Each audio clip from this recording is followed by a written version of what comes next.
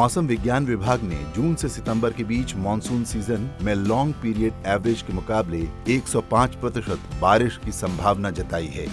इसका मतलब है कि इस बार बारिश सामान्य से थोड़ी ज्यादा होगी। मानसून में होने वाली बारिश हमारे कृषि क्षेत्रों के लिए बहुत अहम है। सामान्य से अच्छा मानसून भारत की अर्थव्यवस्था और बाजारों के लिए पॉजिटिव संकेत देता है। मौसम से जुड़ी इस खबर के क्या मायने हैं, इसे हम आसान भाषा में समझते हैं। मौसम का मिजाज अच्छा रहेगा तो सामान्य से अच्छा मानसून फसलों के उत्पादन को बढ़ावा देगा। इसका सीधा असर होगा किसानों की आय पर। इससे किसानों की आय बढ़ेगी और ग्रामीण मांग में सुधार होगा। ग्रामीण क्षेत्रों में बढ़ी हुई आय से उपभोक्ता वस्तुओं जैसे दोपहिया वाहन, ट्रैक्टर और एफएमसीजी प्रोडक्ट की मांग बढ़ेगी। इसके अलावा ग्रामीण बाजारों में खपत बढ़ने से अर्थव्यवस्था में कैश फ्लो में सुधार होगा।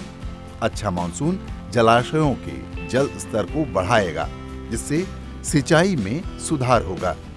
इससे बिजली की कमी कम होगी और औद्योगिक गतिविधियों में मदद मिलेगी। भारत मौसम विभाग ने दक्षिण पश्चिम मानसून को लेकर लॉन्ग रेंज फोरकास्ट जारी किया है। इस बार कुल वर्षा 87 सेंटीमीटर के दीर्घावधि औसत का 105% रहने का अनुमान है। पूरी देश में 2025 के दक्षिण पश्चिम मानसून जून से सितंबर तक की ऋतुनिष्ठ वर्षा सामान्य से अधिक यानी 104% से लॉन्ग पीरियड एवरेज का होने का संभावना है। मात्रात्मक रूप से देश में ऋतुनिष्ठ वर्षा लॉन्ग पीरियड एवरेज का 105% होने का संभावना है, जिसमें मॉडल का त्रुटि है ±5%। इस साल भारतीय उपमहाद्वीप में सामान्य से कम मानसूनी बारिश से जुड़ी अल नीनो स्थितियां विकसित होने की संभावना नहीं है। इस कारण भारत में दक्षिण पश्चिम मानसून जो जून से सितंबर के बीच चलता है, सामान्य से बेहतर रह सकता है। वर्तमान में भूमध्य रेखीय प्रशांत क्षेत्र में तटस्थ एल नीनो सदर्न ऑसिलेशन स्थितियां व्याप्त है। हालांकि वायुमंडलीय परिसंचरण विशेषताएं लानिना स्थितियों के समान है। नवीनतम monsoon mission climate forecast system और इसके साथ साथ अन्य ग्लोबल जलवायु मॉडल पूर्वानुमान संकेत देते हैं कि मानसून ऋतु के दौरान तटस्थ एनसो स्थिति यानी न्यूट्रल एनसो कंडीशन जारी रहने का संभावना है। इंडियन ओशन डायपोल भी न्यूट्रल स्थिति में है, जो भारत में बारिश को समर्थन देता है।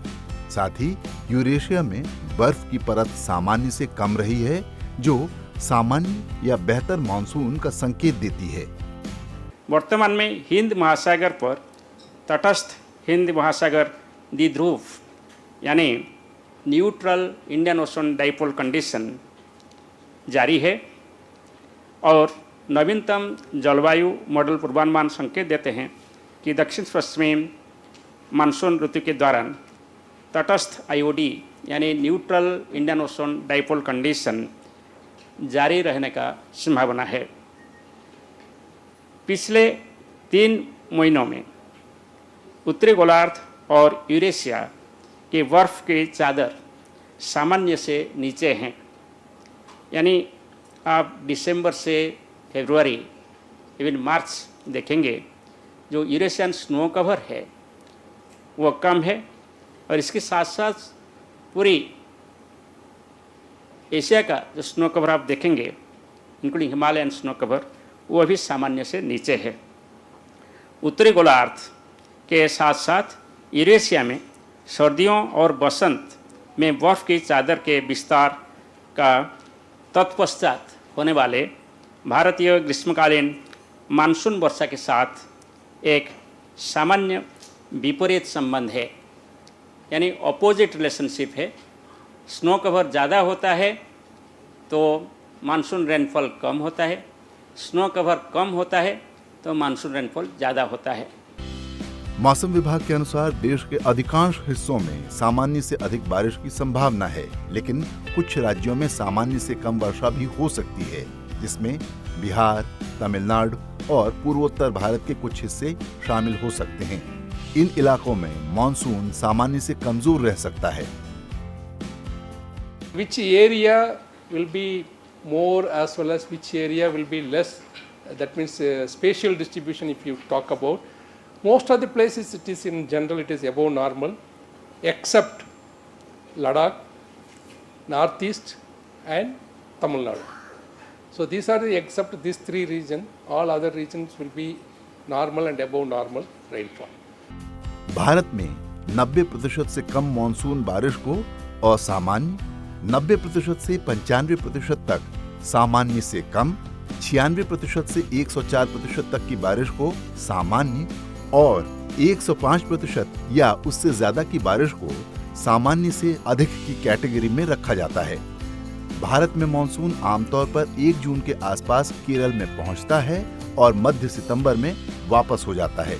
IMD मई के अंत में मानसून पर दूसरा और ज्यादा विस्तृत पूर्वानुमान जारी करेगी। सामान्य से ज्यादा मानसून का मतलब है अच्छी बुआई, जल संग्रह और कृषि उत्पादन में अच्छी ग्रोथ की उम्मीद। मानसून के अच्छे रहने से खाद्यान्न उत्पादन और ग्रामीण अर्थव्यवस्था को बढ़ावा मिलेगा। मानसून भारत के कृषि क्षेत्र के लिए महत्वपूर्ण है, जो लगभग 42.3% आबादी की आजीविका का आधार है और देश के सकल घरेलू उत्पाद में 18% से अधिक का योगदान देता है। आज भी कुल खेती योग्य क्षेत्र का 52% हिस्सा वर्षा आधारित प्रणाली पर निर्भर है।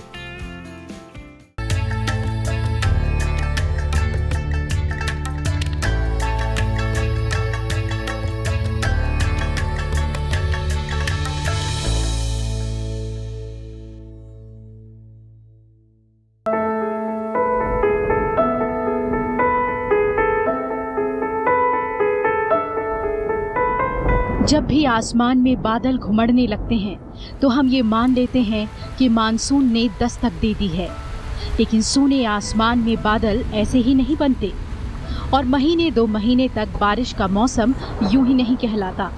साल भर तक प्रक्रिया चलती है और तब जाकर बारिश हम तक पहुंच पाती है। यानी जून जुलाई में होने वाली बारिश का संबंध जनवरी फरवरी से भी है। ये अलग बात है कि गर्मी के मौसम में ये प्रक्रिया तेज होती है। होता ये है कि सूरज की तपिश से जमीन ज्यादा तप जाती है और समंदर के मुकाबले तेजी से गर्म होती है। लेकिन समंदर इस मामले में थोड़ा सुस्त रहता है, उसे गर्म और ठंडा होने में ज्यादा वक्त की दरकार होती है। लिहाजा जमीन और समंदर के बीच तापमान के फर्क के चलते भौगोलिक हलचल बढ़ जाती है। तपी हुई जमीन पर कम दबाव का क्षेत्र बनता है, तो इसके चलते दबाव में भी फर्क आ जाता है। जैसे ही दबाव का क्षेत्र हुआ तो हवा की दिशा बदल जाती है। समंदर से जब जमीन की तरफ हवा चलती है तो नमी को समेटे आती है। हवा में घुली ये नमी मानसून के लिए बेहद महत्वपूर्ण है। आप कह सकते हैं कि यही नमी बारिश का शुरुआती रूप है। आमतौर पर पानी जब भाप बनकर आसमान में पहुंचता है तो नमी धीरे धीरे संघनित होकर बादल बन जाती है और फिर ये बादल बारिश में तब्दील होकर जमीन पर बरस जाता है। जमीन का पानी भी बहकर कहीं जमा होता है और फिर से वही चक्र दोहराता है। मोटे तौर पर बारिश की यही प्रक्रिया है। मई जून के महीने में जब समंदर से नमी से घुली हवा जमीन पर पहुंचती है तो कमोबेश इसी प्रक्रिया में तब्दील होकर मॉनसून में तब्दील हो जाती है। भारत समेत दक्षिण एशिया की भौगोलिक बनावट भी इसके लिए जिम्मेदार है। यानी अगर भारत के उत्तर में हिमालय नहीं होता तो शायद नमी घुली ये हवा वहां से टकराकर भारत में नहीं ठहरती और नतीजतन बारिश से भी हम महरूम रह जाते। हिमालय इन हवाओं को दूर जाने से रोकता है और वहां से टकराने के बाद ही भारत, पाकिस्तान और बांग्लादेश में तेज बारिश होती है। इसी बारिश को हम मानसून बुलाते हैं। लेकिन एक वक्त आता है जब हवा में नमी की मात्रा घटने लगती है तो जाहिर है कि बादल बनने की प्रक्रिया भी सुस्त हो जाती है। जैसे ही ये प्रक्रिया एक खास मोड़ पर पहुंचती है, बारिश थम जाती है। यानी तब तक समुद्र और जमीन के बीच वायु दाब का अंतर भी बराबर हो जाता है। इसके बाद उल्टी प्रक्रिया शुरू होती है। अब हवाएं समंदर की तरफ लौटने लगती हैं।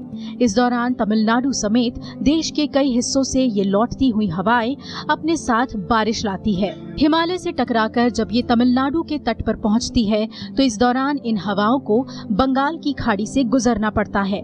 नतीजतन हवाओं में फिर से नमी घुल जाती है। इसे हम विंटर मानसून कहते हैं।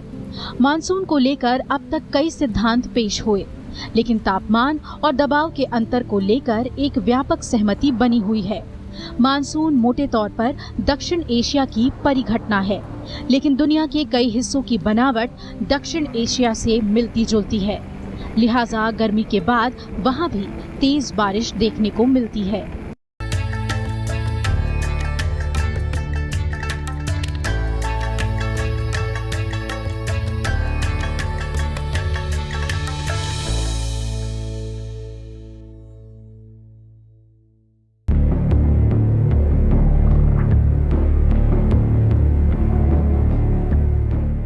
अल नीनो स्पेनिश शब्द है जिसका मतलब होता है छोटा बच्चा, लेकिन वैज्ञानिक तौर पर इसका ताल्लुक पूर्वी प्रशांत महासागर में पानी में होने वाले उथल-पुथल से है। प्रशांत महासागर के भूमध्य इलाके में होने वाली प्राकृतिक घटना अल नीनो को मानसून में बदलाव के लिए जिम्मेदार माना जाता है।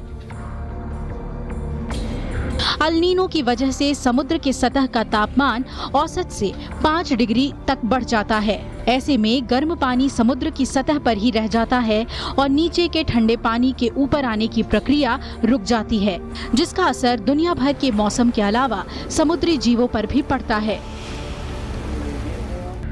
वैज्ञानिक भाषा में अल नीनो को अल नीनो सदर्न ऑसिलेशन यानी ENSO कहा जाता है, जिसे आमतौर पर तापमान संक्रमण के रूप में देखा जाता है। इसके चलते भूमध्य रेखा यानी इक्वेटर के पास प्रशांत महासागर का पानी असामान्य रूप से गर्म हो जाता है। अल नीनो सामान्य तौर पर गर्मियों में शुरू होता है और जाड़ों तक अपने उच्चतम स्तर पर रहता है। प्रशांत महासागर के ऊपर गर्म हवाएं जब वायुमंडल के संपर्क में आती हैं तो इसकी वजह से दुनिया के कुछ हिस्सों में भारी बारिश होती है और कई बार बाढ़ भी आ जाती है। वहीं कुछ इलाकों में सूखा पड़ जाता है। दरअसल गर्म हवाएं गोलाकार पथ का अनुसरण करती है। इसका मतलब ये है कि अगर प्रशांत महासागर असामान्य तौर पर गर्म है तो गर्म हवाएं ठंडे इलाके में जाती हैं और वहां से नमी सोखकर फिर प्रशांत महासागर वाले इलाकों में पहुंच जाती हैं। अल नीनो के चलते कई बार भारत के ज्यादातर इलाकों में सूखा पड़ा है। चूंकि भारतीय monsoon El Nino southern oscillation से जुड़ा है, इसलिए इसका असर केवल भारत पर ही नहीं बल्कि इंडोनेशिया और ऑस्ट्रेलिया पर भी होता है। गर्मियों के महीने में भारत के ज्यादातर हिस्सों में तापमान 45 डिग्री सेंटीग्रेड के ऊपर होता है, जबकि हिंद महासागर का पानी ठंडा रहता है। तापमान में इस परिवर्तन की वजह से गर्म हवाएं हिंद महासागर की तरफ से बहने लगती हैं, जिसकी वजह से कुछ इलाकों में बाढ़ आ जाती है। वहीं कुछ इलाके बारिश से महरूम रह जाते हैं। आमतौर पर ऐसा 10 साल में 2 या कभी-कभी 3 बार हो सकता है।